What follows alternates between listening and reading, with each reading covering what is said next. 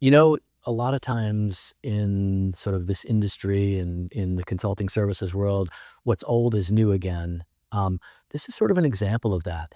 Um, it's time to revisit business processes and take a close look at them. And that's been a theme sort of in business and in consulting services for years on a repeated basis. But this is a great time to do it because we've got a whole new technology, a whole new enabling technology that can help with those business processes. So in our view, uh, we want we want to help our clients, or we encourage our clients to pull up the hood on their business process. Let's take a look at it. Let's make sure we know sort of what are the people aspects of it, what are the process steps, what are the underlying technologies today that support that business process.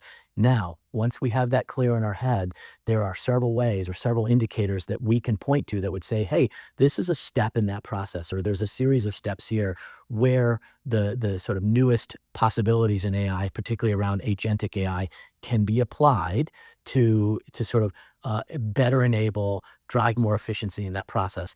You know, some of the things to look for, and this is not the complete definitive list, but some examples of things to look for in that process would be, you know, where are you making the same or sort of a limited set of decisions over and over again? Humans are involved in those decisions, and there's some set of outcomes that, you know, some set of choices that you would typically make. That's a great place for generative AI to be applied.